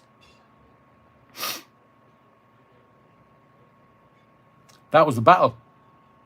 Wasn't a war. William of Orange, King Billy, told you before. 1066. So was that when the Templar army started? And which side were the Templars on? Were they on King Billy's of Orange? Or were they on everybody else's side? Don't think so. D-Day was only 2/5 British troops, 3/5 were USA and Commonwealth troops. Couldn't have won World War II without a lot of help. I know, Alan, but what I'm saying to you is we've never lost a war.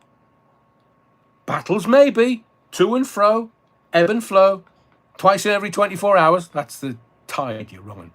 But, Karen, they are all doctors, so would be exempt from fighting. I bet they would be. Either that or they'd bugger off to... I told you about the Taliban yesterday, didn't I? About this Afghanistani who's married to a woman who's bought a 6-year-old, has married a 6-year-old, and it's even turning the stomachs of the Afghanistani Taliban. Because the Taliban are in the press again today saying, no, mate, you can't be doing that. A 6-year-old, man. No, can you not shag a goat or something? So, Rebel, I blame Gandhi aid. All this demanding independence after we'd built their infrastructure. That's clever. If we did, spunk all that money on an infrastructure and they get, oh, we'll have our land back. Thank you very much. Wisdom T. Kirk, we are still keeping the Spanish out of Gibraltar. Hurrah! Doesn't take much. In Spanish. The Spanish Inquisition. They had to say that we've got God on our side. Really, mate? Spaniards? Beat them. Spanish Armada? Done. So the French, the Spaniards, the Germans. Anybody else? Battles. We might have been tight to the wire with some battles. The American Revolutionary War, 1775 to 1783. Britain lost its 13 American colonies after failing to suppress the rebellion. Did we? Do you not know how much the monarch, the crown, owns in America? It was a setup. The Americans think they're John Wayne and they think they got independence. How do we enshite? They had to nick the land off the bloody Indians. Off the locals, the indigenous. Who will win the UK Civil War? We will. Told you before. I've seen this video today of a brown man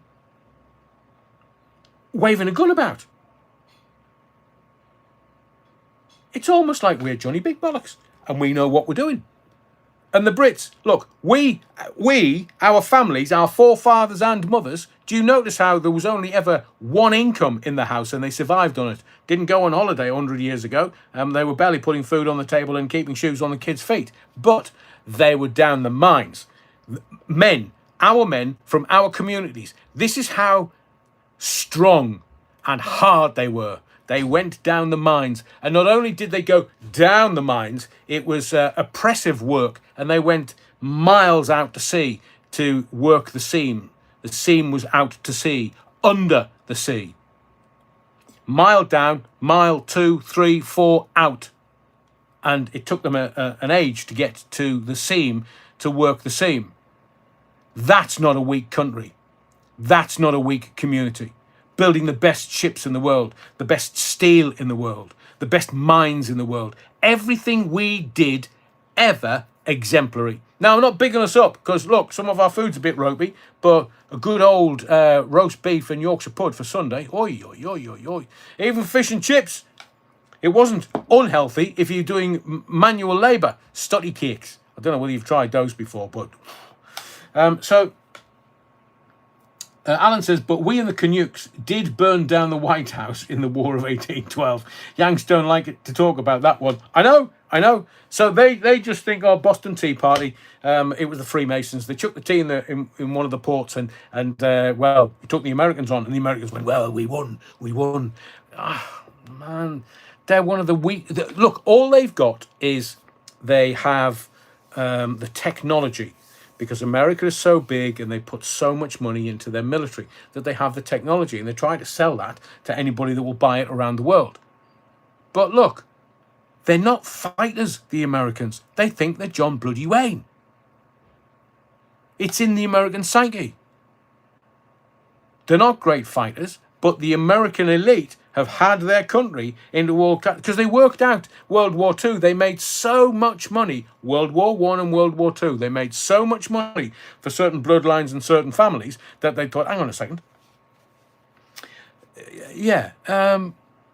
JFK. He says, we're not going to go into Vietnam. Oh, just off him. Epstein him. Mossad. Kill him.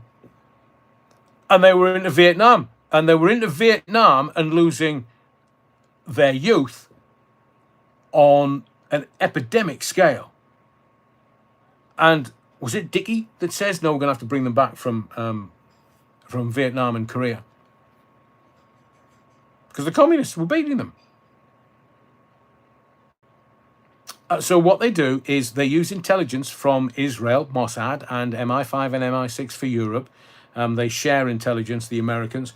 They want us to do their bidding, whether it's in Europe or in Israel or Iran, and our special forces are all over the place. I won't compromise anything. But the Americans have shit out of stuff. Said a spokesperson. By the way, we've got over 200 people watching this. And we've only got 100 likes, so please smash the likes if you haven't already. I really would appreciate it.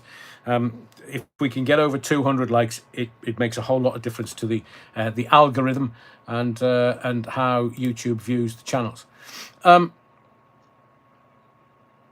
Ghislaine Maxwell.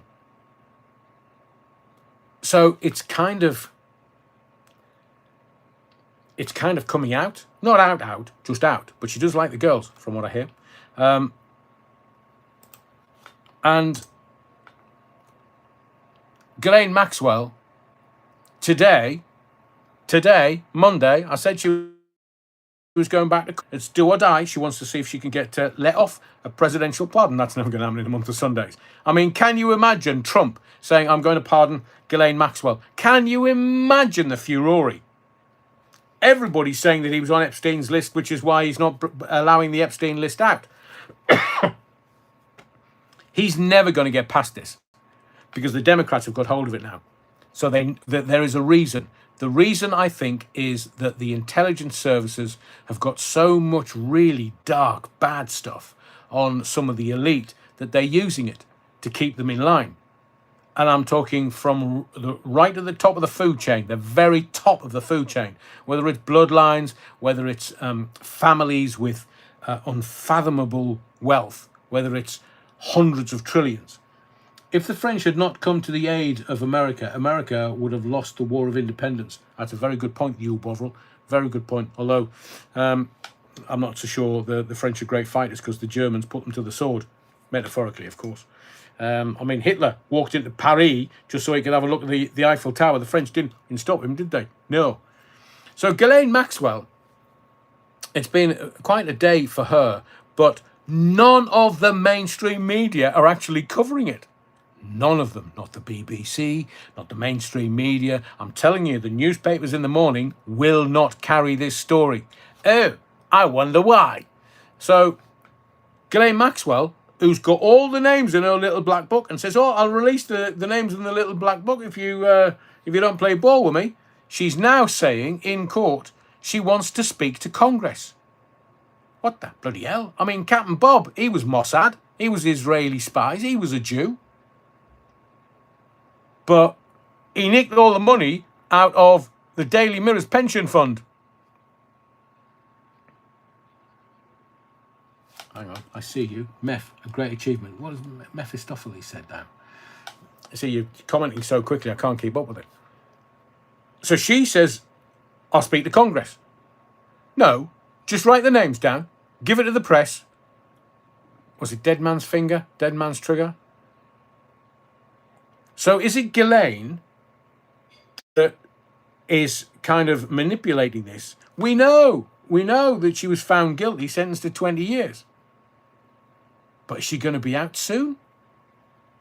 Sycamore Gap tomorrow. I know, Nicholas, I'm going to keep my eye on it. We'll do a video because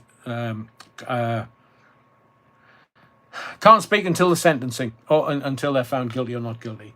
Wisdom T. Kirk, one of Mick Jagger's sheep attacked his Scottish mate, to which he shouted, "Hey, you, get off of McLeod." Somebody will have laughed, William Wisdom T. Kirk. Somebody somewhere. He weren't me. Yeah, wrong.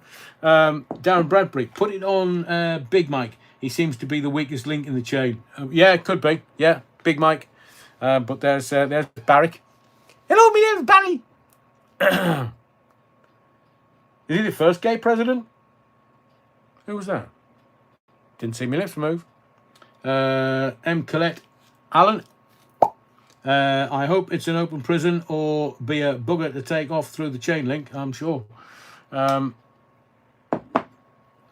it's all posturing for these elite. It's posturing and it's deal making or breaking. She doesn't want to stay in jail, evidently, because orange is the new black. And I've seen the series. I know what they get up to in jail. And she wants to speak to Congress. What the good Congress want to speak to her for, unless she's going to cough the list? So it looks like, let's have a look at what's happening in America as a kind of complete 360, then we'll move on to some of the other subjects I want to talk about. So if you look at where we are today, Ghislaine Maxwell wants to speak to Congress. It looks like Israel doesn't want to fight Iran. So Israel, obviously Bibi Netanyahu, came across to see the Donald and has evidently said to the Donald, right, you fight Iran, we won't. There's only 9.5 million of us, there's probably 90 million of them, but there's 300 million of you, and you've got all the best tech, you've got all the best arms and armaments. So we'll use you as the battering ram, just piss Iran off. You go and fight Iran. So Trump is going to get embroiled. Trump's saying, no, we're not going to get embroiled in an America-Iran war, obviously, because when the body bags start returning, the Americans don't like it. They don't like it up them, Captain Mannering. So Trump is saying, right, I'll give you a couple of weeks to make your mind up. I'm not going to go to war with Iran. I don't want a 10-year war with Iran. Absolutely, categorically not. But the left-wing politics in America, they're basically saying to Trump, oi, get to war so we can make... Giorgio doesn't make us any money. War does. The military-industrial complex, they make a shit ton. We're talking trillions of dollars. Bibi got $110 billion from the Americans for... what? War. And now, Diddy, so remember, this is a complete 360 in America. It's all going to rat shit. So you've got Diddy now. He's only gone, the 2 counts that he's been found guilty of and will be sentenced in October. Poor bloke, why would you leave him in jail? And say, yeah, we'll do it in October. He's going to get away. He's just going to say, I was just hiring a couple of prostitutes. Couple of prostitutes? Oi, oi, oi, oi, oi. Your missus had skills, mate. No wonder you had to hire loads of them. But Diddy, it's only going to be prostitution. He's going to get away with it. And he thought what he'd done was so bad that of the morning of his arrest, he jumped in his private jet and buggered off to the Bahamas. Didn't want to stay around in America. Was it Miami, Florida? Off to the Bahamas in his jet. They had to say, hey, Diddy, mate, come back. Yeah, we need to have a word with you. Come back. And now Hollywood has gotten away with it. Hollywood has gotten away with its darkest secrets intact. So Trump, fighting on all kinds of fronts. Maxwell, oh, I'll speak to Congress. Yes, just allow me to speak to Congress. And everybody's scratching their heads going, what the bloody hell? Just tell us who's on the list, man. Who you were fencing children for. Tell us who it was. Netanyahu, he's getting away with it, Bibi. I mean, look, the Israelis, the Israeli nation, they want him gone. They don't want war. They want America's money to make Israel affluent. The Iron Dome. It's some incredible amount to fire one missile for the Iron Dome, and Israel's got a whole shed load of them because the Americans gave them $110 billion, and now Israel's buying them. I mean, good business, but there'd be a politician somewhere that made a shit ton of backhanders, and Diddy's getting away with it. So Hollywood's gotten away with it. Whether it's the Epstein list or the Diddy list, all the politicians are getting away with it. There'll be a shit ton of money floating around for people buying videos so that they're destroyed and nobody can see which children they were shagging. Has the chat gone off? I see you. No, it's still there. Starmate getting away with it too. Yes, Theo Bovril. On trains and planes and automobiles. But the elite are pulling the strings. They're pulling the strings and they will get those people off. So Hollywood will be breathing a sigh of relief, as will Diddy, as will the Epstein list files, as will royals. Because don't forget, it wasn't just your Uncle Andrew that went to the Diddy parties, that went to Epstein. And have we got any newbies in, Jeffrey? So you've got the two princes, William and Harry. Because they're trying to sanitize William going to the Diddy parties. But Harry was definitely there, so they want you to focus on Harry, because Harry's not very bright, and he's not going to be the future England of the United Kingdom. And he's not going to be any royal. He's not going to have the American court be the showbiz royals. No. But they don't talk about William being at the Diddy parties, do they? They don't talk about David Beckham. David Beckham was at all the bloody Diddy parties. I mean, wasn't there a VIP raffle where you got to spend time with Diddy if you won, and paid however much, it was tens of thousands. Talking of the royals, as I was, let me just see where we are. Okay. Have you not asked yourself this question? I've told you about the press and the propaganda, managing the narrative, however that narrative needs to be. But the royal bloodline, one of the oldest bloodlines on planet Earth, the Windsors. And the royals are saying, oh, yes, it was a couple of representatives of Charles the Weak and a representative from Harry the Spare, or Harry the Cook, as he's known. And that's not with a double O, it's with a U, you're in my house. Cuckold. Google it. Just not at work or in front of everybody else. The U-Bottle says, I never get invited to his parties. Probably because you're not into kids. Des Ashton, filthy lucre, an apt name as money is the root of all evil. Correct. Wayne Rooney won it, didn't he? Did he? Yeah, did he? Because there's all this money floating around, I mean, they just hire private jets as and when they need to. I'm popping down the shops. I'll just, hello, can I have a jet? I'm going down to Tesco's. We can land in the car park. Money's ruining everything. But I want to get to this peace accord. So, one, did you ask the question, oh, I say, how did the photographers know that they were sitting on a balcony? Because it was my first response. And I thought to myself, hang on a second. If it's a secret meeting in a kind of secret members club, they wouldn't be sitting on a balcony where there just happened to be pap photographers outside. Did you not think that? It's a setup. So how did the photographers know they were sitting on a balcony? How did they know who they were? And they're talking about Harry's truce bid. Let me just tell you this. young Harold probably needs some money. Benjamins. Filthy lucre. So why would they be having a truce bid? When we all know, you know this. I'm telling me granny how to suck eggs here. You know that the red line for the king, Charles, he might be weak, but the red line for him was any criticism of his wife. The love of his life. Not Harry's mother. The red line in the sand.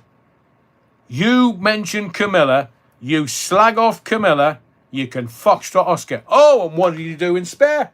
She's the mother-in-law from hell. Paraphrasing, obviously.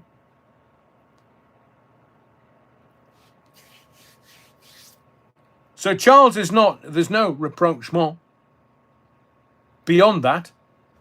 And Harry's truce bid. I'm telling you what this is all about. It's about money. It's not about a peace accord.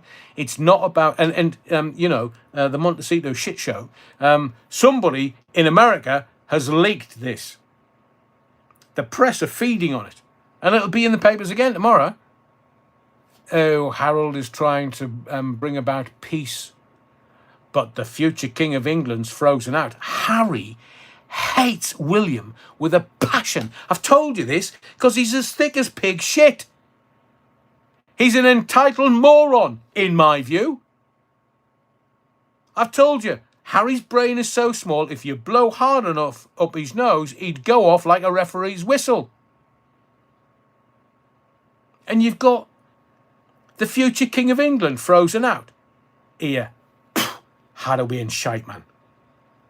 You can't dictate terms. This is the king and future king of the United Kingdom, the Windsors, one of the oldest bloodlines on planet Earth. And Harry's dictating the terms? No, no, no, no, no. I've had farts make more sense than that, man. So, is this all about Charles the Weak's will? And I don't mean the strength of his will. I'm talking about that bit of paper that says, oh, I give 50p to my son and I give everything over to the Prince of Wales. Is it literally that? Is it about the will? Dad, look, I'm in a bit of a bind. I need some liquidity. I need some money because things didn't go the way I wanted them to. And when I'm scraping the barrel.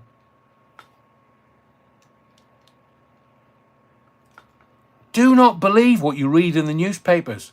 It's all Rolex.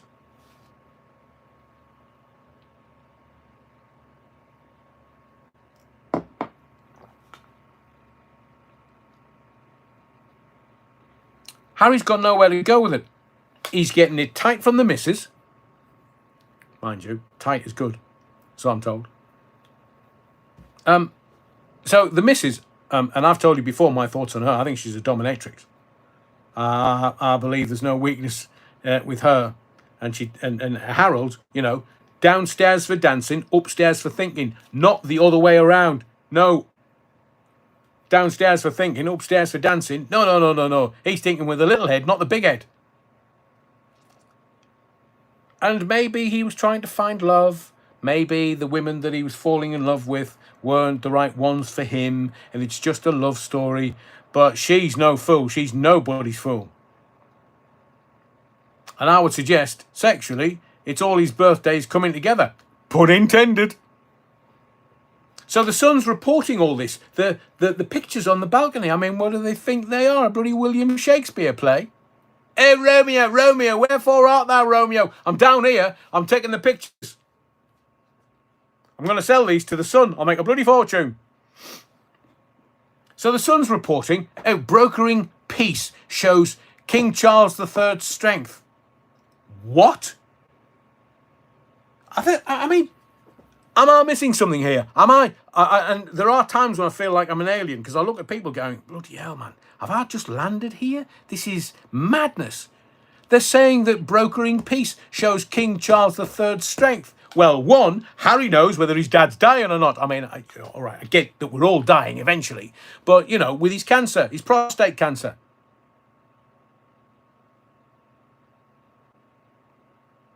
is young Harold aware. So he's kind of like, right, Mrs., get across there, and I can't go to England because he's only allowed so many days in this country.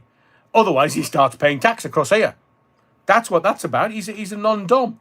So he's abroad, and if he's got whatever he's got and he's entitled to here, then he doesn't come across here to do his own bidding. He'll just send somebody else from America on a visitor's visa. But I would suggest that brokering peace, the Sun kissing the king's arse. I mean, that newspaper's a rag. I would not wipe my backside with it. And so would, in exactly the same way, pretty much the whole of Liverpool hates the Sun. So I'm not suggesting by any stretch of the imagination that King Charles III is showing his strength by brokering peace. Remember the red line in the sand? Remember, Harold was told, you attack my wife, you'll get it in. So it doesn't show strength at all by what the king's doing. But who leaked the meeting? So you're looking at a balcony. Who in their right mind thought it would be a great idea in a private club where you could have a private meeting and nobody but nobody knows about the meeting other than somebody who likes to leak shit in America? Maybe there's a divorce being brokered here because she'll want billions. So I don't take what I'm being fed by the press. You know that. It's entirely up to you if you do or not, but I'm not taking the shit that's in the papers because I don't believe that if this was peace between any parties whatsoever, except the future King of England's being frozen out, because Harold knows the minute that King Billy reaches the throne, that's it, it's over, it's done. He thought it would be when George is 18, but no, it looks like Billy is going to ascend to the throne before George gets anywhere near his 18th birthday, which cuts Harold out of the line of succession. It starts branching off into other things. So Harold knows he's done, finished. So maybe it was a meeting to A, make sure that he was getting some shit in the will. B, making sure that the king was going to give him stuff or the liquidity, whatever investments he's got here. He can go to the king's representatives, or his representative can work with the king's representatives to get some of his money and his and liquidity out of the UK into Monte Shit Show because they're running out of money. Or it could be a deal is being brokered for the divorce. I mean, Harry likes to stay in hotels, not with his wife. That's because she'll put him in his place. Bless him. He's lost everything. I see you. I think you're right. Divorce and blackmail. At that level, it's seen as business. It's just business. Divorce and blackmail. Get shot of the monarchy. We get President Starmer. Fucking hell. Don't upset me more, Phil the Van. Matthew Wigan, it's all a load of Rolex. Agreed. Completely agreed. And Martine says, yeah, I heard that about Lammy. What? Fat Lammy's gastric band? Have you not? He's disappearing before your eyes. Have you not realised? He's on fat jabs. And if he comes out and says, no, I'm not, well, mate, at your weight, you couldn't bloody jog it off. So how have you lost the weight then? Starvation? How do we end shite? The amount of money you've been spending on takeaways while you've been an MP. What's a Rolex? Les Griffiths. Henry, not Harold. Depends which way you look.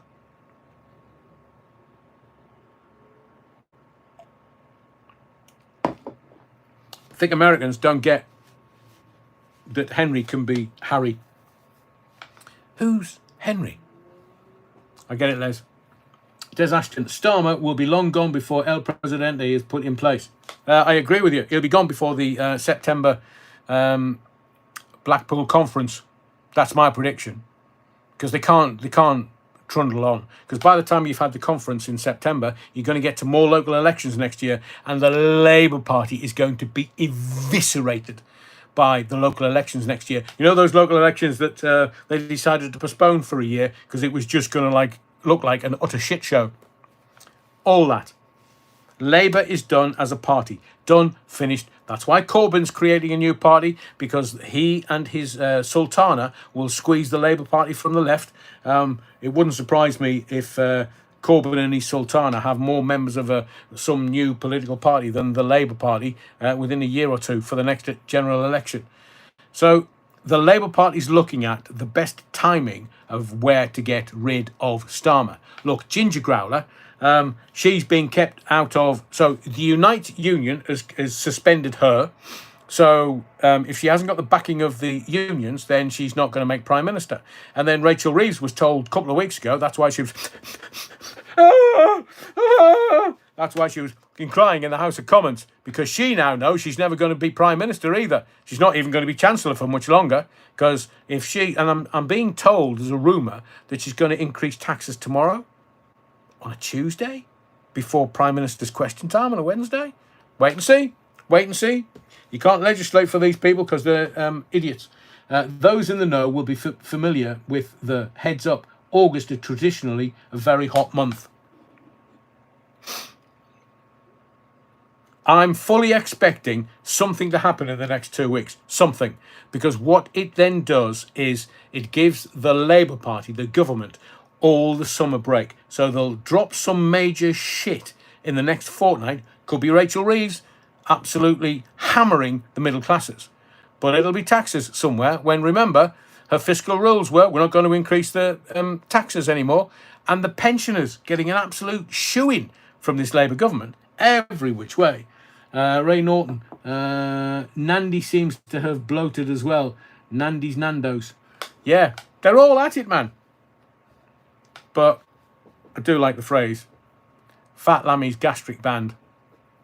Zoom. Mephistopheles, when Lammy gets in a lift, it only goes down. I'd heard that. I've heard that about some of the researchers as well. Oh, Adrian. Didn't see my lips move. Let's very quickly change tack to the Moors murderers, Ian Brady and Myra Hindley. Seemingly, Brady wrote something that they're calling a killing spree book. So he documented all of the killing, all of his victims, and put it in a book. So it's kind of a memoir, but not a memoir. So finally, somebody mentioned in the comments a little earlier this evening that they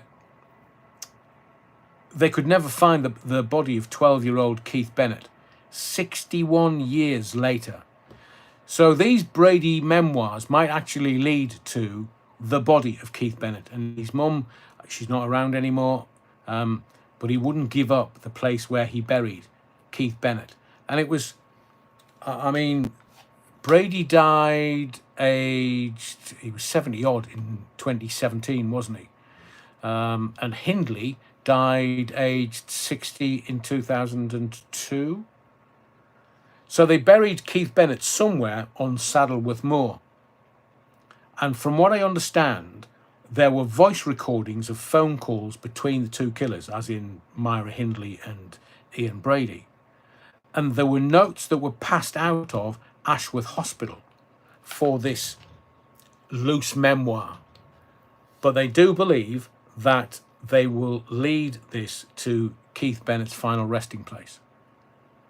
And you and I know the story of I will tell you this, and I don't like, in certain instances, I have no conscience, none. But in others, playing the tapes of what they did to those kids, I've heard those tapes. And I couldn't sleep for weeks afterwards. Harrowing. And I know they've sort of used them in sort of docu-drama series about the murders. But what they did to those bands, man, it just defies any description. And the real sad thing is Keith Bennett's mum went to her grave not knowing where her son's grave was on Saddleworth Moor. And I do hope that forensic investigators will go through things and work out what needs to be done and how it needs to, and that Saddleworth Moor hasn't changed that much. And if there's any photographs or any information towards finding little Keith Bennett wherever he's been interred on the moor, as sad as it is, it's the right thing to try and find him. So that's the latest. It's called a killing spree book that Brady put together. And they begged him and begged him and begged him before he died to tell them where Keith Bennett was buried. And he didn't. But now they've got the recordings, they've got the notes that were passed out of Ashworth Hospital. I do hope they find Keith Bennett, 12 years old, in the scum-sucking pond life. Again, I wouldn't have had any compunction. Poof, what do you want? Legal injection? I'll do that. I might screw it up, but I'd rather hang them. Firing squad did that to deserters in the World Wars. Winnie often used to ring Umberto on his phone in. Is that right, Rusty's? Roamings.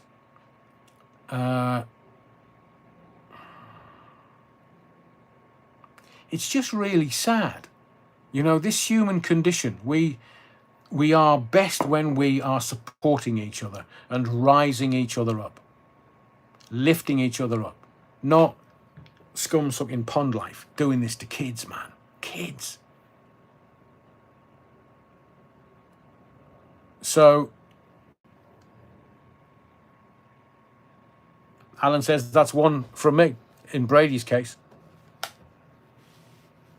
I mean, they're nut jobs. They're psychopaths. Some people call them narcissists now, but a narcissist is merely a psychopath without any conscience. But when it comes to little uns and the elderly, like this Labour government, I would literally call them traitors and take them to the tower and then shoot them in front of a for being traitors. Firing squad. What they're doing to pensioners. This government, I always thought that the Labour government was always going to be supportive of the pensioners and the elderly and the young and the infirm. Whoa, they're psychopaths, this lot. No conscience whatsoever. Literally don't care about a single other human being. But both Myra Hindley and Ian Brady, they've gone. I saw Joanne Froggatt in a little short drama series about Hindley and Brady. It was excellent, but I literally had to, when I finished watching it, I had to go and shower because it was grubby, it was evil, it was a horrible watch when you know the story and you've heard the tapes. Honestly, I don't suggest you ever try to hear them. But I think it was a little three-parter. Didn't really go into any great depth about Hindley and Brady. But again, the press sensationalise it. They're going to find Keith Bennett's body on Saddleworth Moor, on the moors, because they've got Brady's killing spree memoir.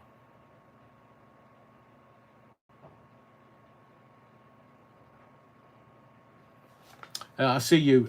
I'm a pensioner this year. Worked all my life. It sucks. No free house, phone, doctor, dentist, bike for me. I know.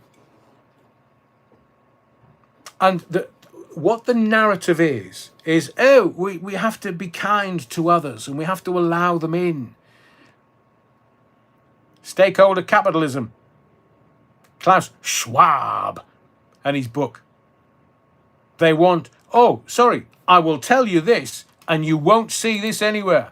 Let me just get to it. Are you aware that Europe has 45 million migrants? I'll give you that number again. This is legit. It's fact. Europe has 45 million migrants. So how many are in the UK then? How many are on benefits in this country? All the freebies that they're getting. Why can't we protect the NHS? If you're not from this country, you pay through the nose. You take out private medical insurance. Oh, I can't speak English. Fuck off then. Not interested. Really not interested in your excuses. You could come across the English Channel, one of the busiest shipping lanes in the world, and you say, oh, I don't understand because I don't speak English. So anybody coming into this country that hasn't paid into our system, national insurance, you don't get free NHS, you don't get free dentistry, you don't bring your missus across so she can give birth in this country, and all of a sudden you can't leave because you've got a child that's been born in this country. No. Told you before, we've defeated every single country on planet Earth in a war, on a war, every which way. And we're hoping that Gen Z's going to protect us? You know, they don't even know that whether they're Arthur or Martha. They don't even know what a woman is, Gen Z. And they're going to protect us? It's going to have to be the pensioners. Captain Mannering. 45 million migrants in Europe. And they're not telling us how many's in this country. And this has been going on since 97. Told you. Germany turned around and said, Tony, mate, can you take some more illegal migrants? And he's like, well, I mean, we're taking 23 to 25,000 a year. That's enough. Yeah, but Germany is taking 100,000 a year. France was also told, you need to take your fair share. They were taking more than us. They were taking 30 to 35,000 a year. And then Tony Blair. Tony Charles Linton Blair. Bow Street Magistrates. Google it. You'll find him.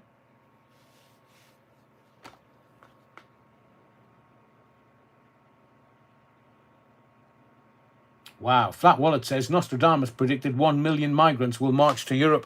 45 million migrants in Europe. Rusty's Roamings. My missus works in social housing. They've given priority housing. Even most of those who have been there for a few years are still on benefits. They're not interested. That's what they do. They hate the country so much that they can't wait to get here for the freebies. And our government, successive governments, because they're being told what to do. These elites have got such bad shit on them. The people that are pulling the strings, it's, you don't want this coming out, do you?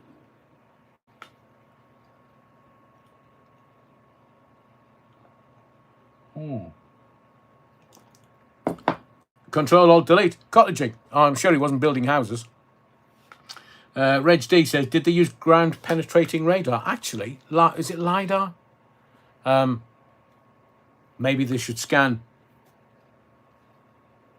Saddleworth more. That, I mean, just finding Keith Bennett for me would be amazing. It would be wonderful. And he could be then laid to rest respectfully. As where those two scum-sucking pond life, they couldn't even bring themselves to tell the police where they'd buried him. Arseholes. Given the political will, they can all be removed as Trump shows us. I know, Les. So can you imagine how much money they are? Because they're saying in, was it in LA? All of a sudden the freeways are not as busy. Because they've gotten rid of all the scum-sucking pond life. All the illegal migrants. Told you before, my boss at Real Radio, Evening Simo, he said to me, stop mentioning the illegal migrants. So I said, all right then, all right, if that's what you want me to do. So I went on air that night. So these economic migrants, I mean, I've never seen him as angry. My office, 9 o'clock tomorrow morning. Okay, whatever you want. Get into the office. I fucking told you, I'm getting heat, man. The fucking. And I went, but I told you I wasn't going to speak about the illegal migrants, and I didn't speak about one of them. Not one of them. Yeah, but you said they were economic migrants. They're the same thing. I said, no, they're bloody not. Anyway, I'm getting heat, man. I'm getting heat. Alan says, I thought the cops took Brady to Saddleworth Moor, and he said he couldn't remember where he buried him. Lying, scum-sucking pond life. Bad Wolf Project. 22,360 migrants have successfully crossed the channel in inflatable dinghies, marking a 57% increase from the 14,164 who made the journey during the same period in 2024. Oh, we're going to smash the gangs. Yeah, bend over. We'll smash them that way. Hey, Kia. And we're going to stop the dinghies. No, you're not. You're not going to smash the gangs because somebody somewhere's making money out of this. Can you imagine? All the hotels. So the businesses that are running the hotels that are chock-a-block with illegal migrants, how much profit are they making, the thieving bastards? And now they're putting them up in private rental properties. So the rental prices go through the roof, and the locals can't get into the rental market because all migrants, economic or otherwise, are in lovely houses wherever they are. Lord Longford was as thick as a donkey's dangler. I love that phrase, Les. Yeah, Lord Longford. Yeah. Robbie Rees. Not quite sure what they're talking about, but wish you well, whatever it is. Paulie Galtieri says, only thing being smashed in is... Paulie, you nearly got me there, you're wrong. But I agree with you. Ask Lord Ali. He's got the keys to number 10. How much did that cost? So, and by the way, we've got quite a few people watching, and we're only on 154. So if you haven't smashed the likes, I'm just asking you because it's the only currency that YouTube understand. If we get to over 200, that's quite a busy life. So if you are so inclined, smash the likes. Yeah, wrong. So, so as I say, I have a prediction that this Labour government are going to announce something just before their summer break, and the House of Parliament, Matthew Whedon, Starmer couldn't smash a fart. Depends what he's got up his derriere. They've only got 2 weeks left, so they'll drop some some shitstorm, and then go off on holiday. And by the time they come back in September, everybody's forgotten about it. So what will it be? Will it be Rachel from accounts and the tax rises? Is it all about taking the wealth off the middle class? Remember, Klaus Schwab, we can always reference him because he started this shit show. You will own nothing and be happy. Look, this is not chaos. This is all planned. It's stakeholder capitalism. It's not chaos. It's all planned. So, I'm going to sort of wind up the live now. We've been going 2 hours and 5 or 10 minutes. So, I've still got lots to talk about. So tomorrow night, we'll talk about measles. It's fear porn, don't you know?